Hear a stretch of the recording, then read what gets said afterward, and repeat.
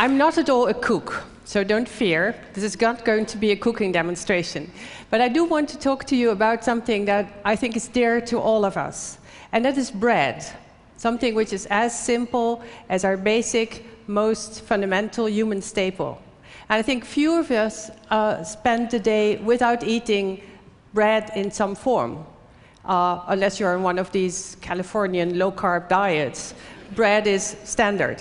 Bread is not only standard as a Western diet, as I will show to you, it is actually the mainstay of modern life.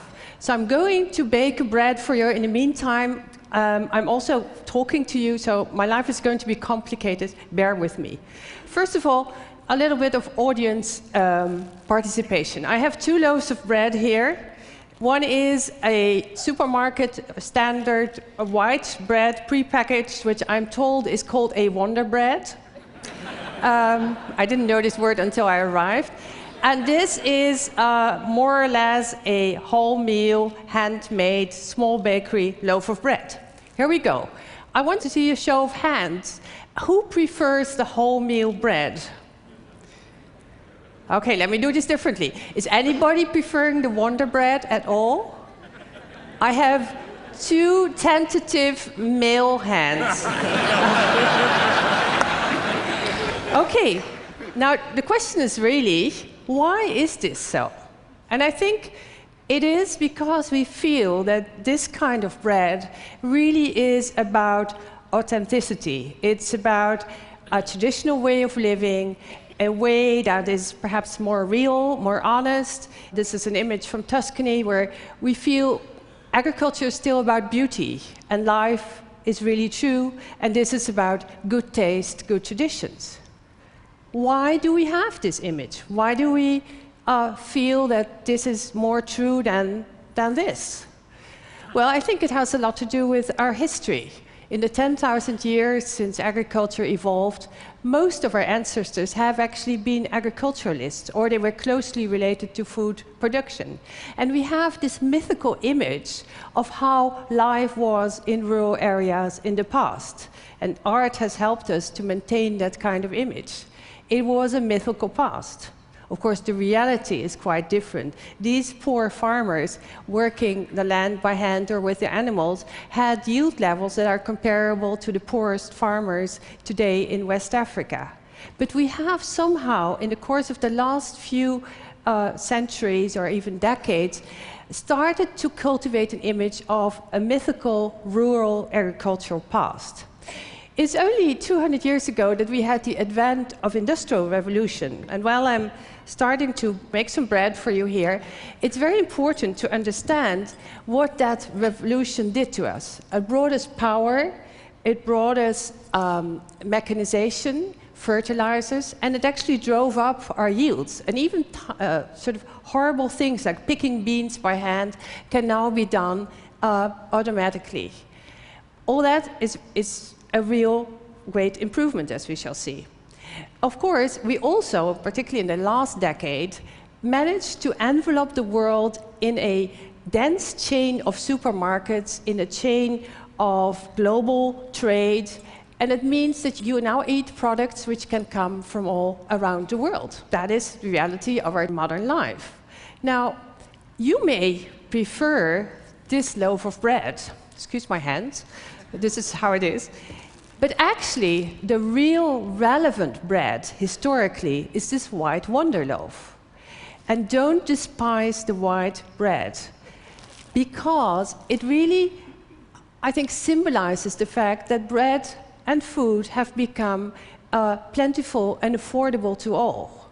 And that is a feat that we are not really conscious of that much. But it has changed the world. This tiny bread that is tasteless in some ways and has a lot of problems, has changed the world. So what is happening? Well, the best way to look at that is to do a tiny bit of simplistic statistics. With the advent of the Industrial Revolution, with modernization of agriculture, in the last few decades, since the 1960s, food availability per head in this world has increased by 25%.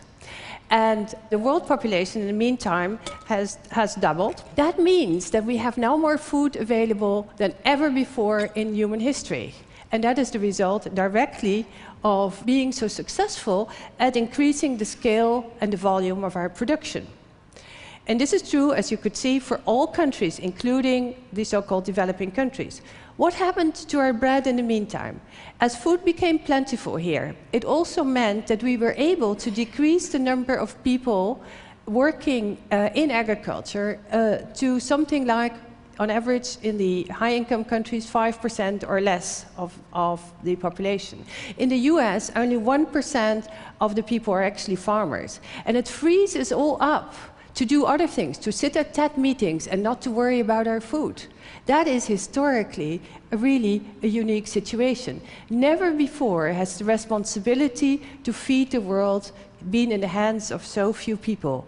And never before have so many people been oblivious of that fact. So, as food became more plentiful, bread became cheaper. And as it became cheaper, bread manufacturers decided to add in all kinds of things. We added in more sugar. We added in raisins, and oil, and milk, and all kinds of things to make bread from a simple food into a kind of support for calories. And today, bread now is associated with obesity, which is very strange. It is the basic, most fundamental food that we've had in the last 10,000 years. Wheat is the most important crop, the first crop we domesticated, and the most important crop we still grow today. But this is now this strange concoction of high calories. And that's not only true in this country, it is true all over the world. Bread has migrated to tropical countries, where the middle classes now eat French rolls and hamburgers, and where the commuters find bread much more handy to use than rice or cassava. And so bread has become, from a main staple, a source of calories associated with obesity, and also a source of modernity, of modern life. And the whiter the bread in many countries, the better it is. So this is the story of bread as we know it now. But of course, the price of mass production has been that we moved large scale.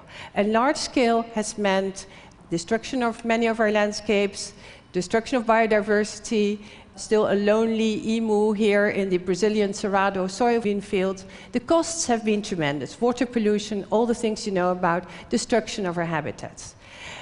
What we need to do is to go back to understanding what our food is about. And this is where I have to query all of you. How many of you can actually tell wheat apart from other cereals? How many of you actually can make a bread in this way without starting with a bread machine or just some kind of packaged flavor? Can you actually bake bread? Do you know how much a loaf of bread actually costs? We have become very removed from what our bread really is, which again, evolutionary speaking, is very strange. In fact, not many of you know that our bread, of course, was not a European invention. It was invented by farmers in Iraq and Syria in particular, and the tiny spike on the left to the center is actually the forefather of wheat. This is where it all comes from, and where these farmers, who actually 10,000 years ago put us on the road of bread. Now, it is not surprising that with this massification and large-scale production, there is a counter-movement that emerged, very much also here in California.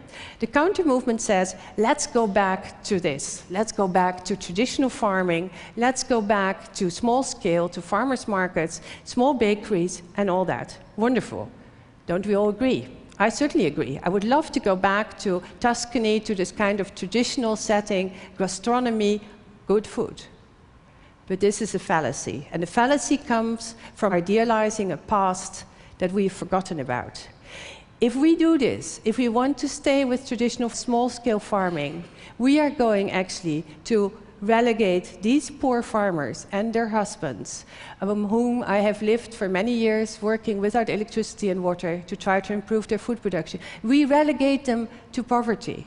What they want are implements to increase their production, something to fertilize the soil, something to protect their crop and to bring it to a market. We cannot just think that small scale is the solution to the world food problem. It's a luxury solution for us who can afford it, if we want to afford it. In fact, we do not want this poor woman to work the land like this. If we say just small scale production, as is the tendency here, to go back to local food means that a poor man like Hans Rosling cannot even eat oranges anymore because in Scandinavia we don't have oranges. So local food production is out. But also, we do not want to relegate to poverty in the rural areas, and we do not want to relegate the urban poor to starvation. So we must find other solutions. One of our problems is that world food production needs to increase very rapidly, a doubling by about 2030. The main driver of that is actually meat, and meat consumption in Southeast Asia and China in particular is what drives the prices of cereals. That need for animal protein is going to continue. We can discuss alternatives in another talk, perhaps one day, but this is our driving force. So what can we do? Can we find a solution to produce more? Yes, but we need mechanization. And I'm making a real plea here. I feel so strongly that you cannot ask a small farmer to work the land and bend over to grow a hectare of rice 150,000 times just to plant a crop and weed it. You cannot ask people to work under these conditions. We need clever, low-key mechanization that avoids the problems of the large-scale mechanization that we've had. So what can we do? We must feed 3 billion people in cities. We will not do that through small farmers' markets because these people have no small farmers' markets at their disposal. They have low incomes and they benefit from cheap, affordable, safe and diverse food. That's what we must aim for in the next 20 to 30 years. But yes, there are some solutions. And let me just do one simple conceptual thing. If I plot science as a proxy for control of the production process and scale, what you see is that we've started in the left-hand corner with traditional agriculture, which was sort of small scale and low control. We've moved towards large scale and very high control. What I want us to do is to keep up the science and even get more science in there, but go to a kind of regional scale, not just in terms of the scale of the fields, but in terms of the entire food network. That's where we should move. And the ultimate may be, but it doesn't apply to cereals, that we have entirely closed ecosystems, the horticultural systems, right at the top left-hand corner. So we need to think differently about agriculture science. Agriculture science for most people, and there are not many farmers among you here, has this name of being bad, of being about pollution, about large scale, about the destruction of the environment. That is not necessary. We need more science and not less, and we need good science. So what kind of science can we have? Well, first of all, I think we can do much better on existing technologies. Use biotechnology where useful, particularly in pest and disease resistance. There are also robots, for example, who can recognize weeds with a resolution of 1/2 inch. We have much cleverer irrigation. We do not need to spill the water if we don't want to. And we need to think very dispassionately about the comparative advantages of small scale and large scale. We need to think that land is multifunctional. It has different functions. There are different ways in which we must use it for residential, for nature, for agriculture purposes. And we also need to re-examine livestock. Go regional and go to urban food systems. I want to see fish ponds in parking lots and basins. I want to have horticulture and greenhouses on top of residential areas. And I want to use the energy that comes from those greenhouses and from the fermentation of crops to heat our residential areas. There are all kinds of ways we can do it. We cannot solve the world food problem by using biological agriculture, but we can do a lot more. And the main thing that I would really ask all of you, as you go back to your countries or as you stay here, ask your government for an integrated food policy. Food is as important as energy, as security, as the environment, and the things link together. So we can do that. In fact, in a densely populated country like the river delta where I live in the Netherlands, we have combined these functions. So this is not science fiction. We can combine things even in the social sense of making the rural areas more accessible to people, to house, for example, the chronically sick. There's all kinds of things we can do. But there is something you must do. It's not enough for me to say, let's get more bold science into agriculture. You must go back and think about your own food chain. Talk to farmers. When was the last time you went to a farm and talked to a farmer? Talk to people in restaurants. Understand where you are in the food chain, where your food comes from. Understand that you are part of this enormous chain of events, and that frees you up to do other things. And above all, to me, food is about respect. It's about understanding when you eat that there are also many people who are still in this situation, who are still struggling for their daily food.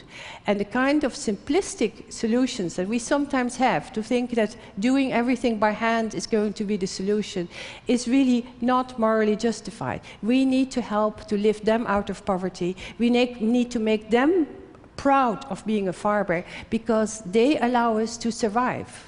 Never before, as I said, has the responsibility for food been in the hands of so few. And never before have we had the luxury of taking it for granted because it is now so cheap. And I think there's nobody else who has expressed better to me the idea that food in the end, in our own tradition, is something holy. It's not about nutrients and calories. It's about sharing. It's about honesty. It's about identity. Who said this so beautifully was Mahatma Gandhi, 75 years ago, when he spoke about bread. He did not speak about rice in India. He said, to those who have to go without 2 meals a day, God can only appear as bread. And so, as I'm finishing my bread here, and I've been baking it, and I'll try not to burn my hands, let me share with those of you here in the first row, let me share some of the food with you. Take some of my bread, and as you eat it, and as you try it, please come and stand up, have some of it. I want you to think that every bite connects you to the past and the future, to these anonymous farmers that first bred the first wheat varieties, and to the farmers of today who've been making this, and you don't even know who they are. Every meal you eat contains ingredients from all across the world. Everything makes us so privileged that we can eat this food, that we don't struggle every day. And that, I think, evolutionary speaking, is unique. We've never had that before. So enjoy your bread, eat it, and feel privileged. Thank you very much.